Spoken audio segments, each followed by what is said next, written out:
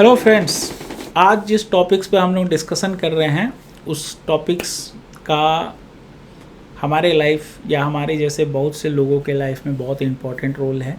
और इस टॉपिक्स पे डिस्कशंस करके हम ये समझने की कोशिश करते हैं कि ऐसा हम लोग क्या चीज़ करते हैं जिसके कारण हमारा जो इन्वेस्टमेंट जो प्लान है वो फेल हो जाता है।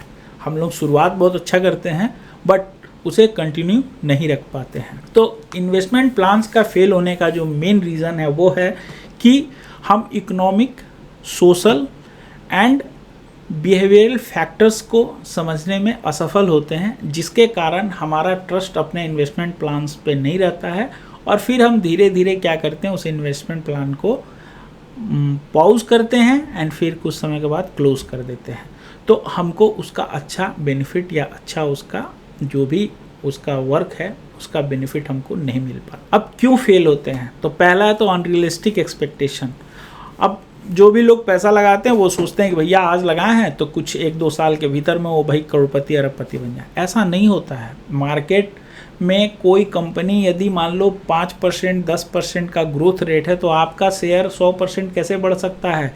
जब कंपनी ही अपना ग्रोथ हो 5% 10% ईयरली बढ़ रहा है तो आपका कुछ महीनों में कैसे 100% आप पैसा कमा लोगे? तो पहले तो ये समझना पड़ेगा कि ये इकोनॉमिक सिस्टम काम कैसे करता है, डेवलपमेंट्स होता कैसे है, तभी आप कर सकते हो। जैसे आप जस्ट सोचो ना कि आप 1000 रुपये कमाते हो और 1 साल के भीतर में आप सोचते हो कि हम 10,000 कमाने लगे। How is possible? जब तक कि आप और सारे पॉसिबल मतलब इनकम के सोर्स डेवलप नहीं कर लो, 1000 से 10,000 आप कैसे चल जाओगे? उसी तरह के इन्वेस्टमेंट में अनरियलिस्टिक एक्सपेक्टेशन रखना भी इन्वेस्टमेंट प्लान्स का फेल होने का बहुत बड़ा रीज़न है। सेकंड है लेक ऑफ फाइनेंशियल प्लानिंग।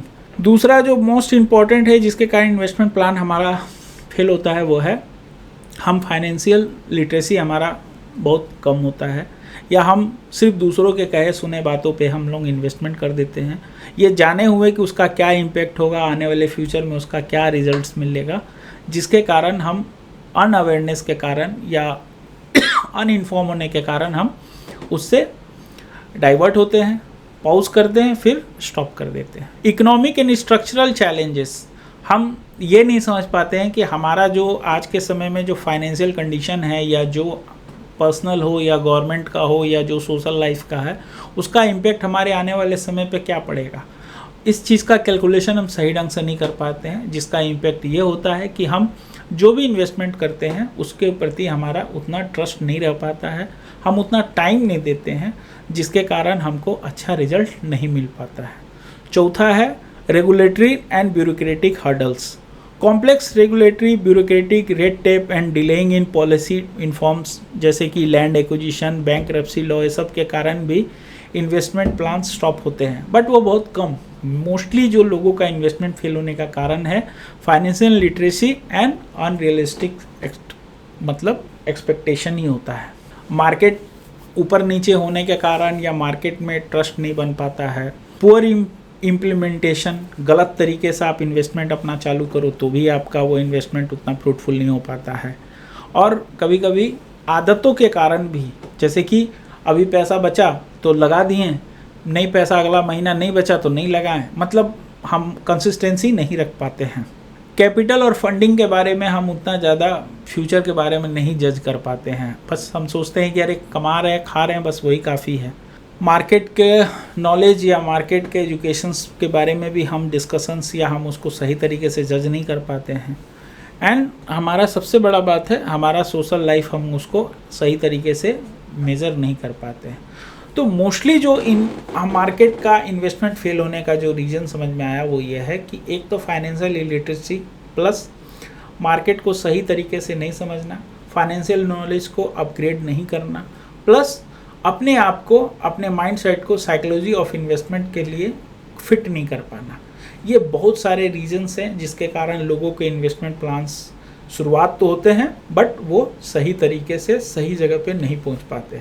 आपको जान के आश्चर्य होगा कि इंडिया में यदि 100 लोगों ने अपना इन्वेस्टमेंट जर्नी म्यूचुअल फंड में, शेयर मार्केट में या ETF में कोई भी इन्वेस्टमेंट प्लान शुरू किए, उसमें मात्र 47% ही एंड तक पहुंचते हैं।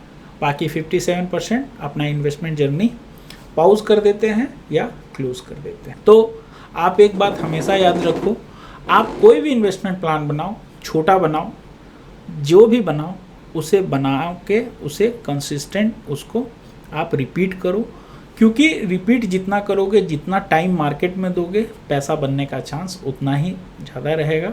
और ये बात हमेशा याद रखो कि कोई भी इन्वेस्टमेंट प्लान एक बार में, 1 साल में, 2 साल में नहीं, कभी कभी समय लेता है। जैसे एक पेड़ में पौधा लगाने के बाद पेड़ बन के फल देने में जैसे समय लगता है, वैसे ही पैसा बनने में समय लगता है।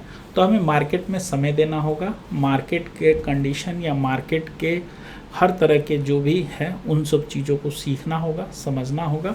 पैसा बनता है, अच्छा पैसा बनता है, बस आपको अपने नॉलेज और अपने इन्वेस्टमेंट प्लान्स को रिव्यू, रिकॉग्नाइज्ड एंड ट्रस्ट करना पड़ेगा।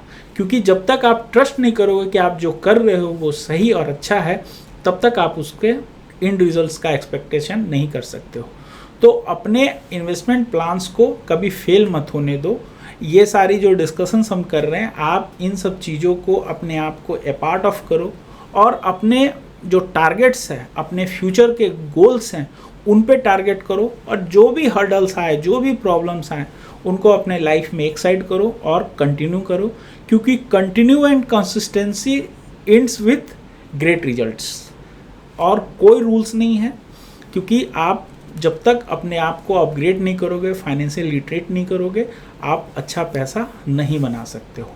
तो आप इन सब चीज़ों से बच के अपने इन्वेस्टमेंट को करो और करते रहो।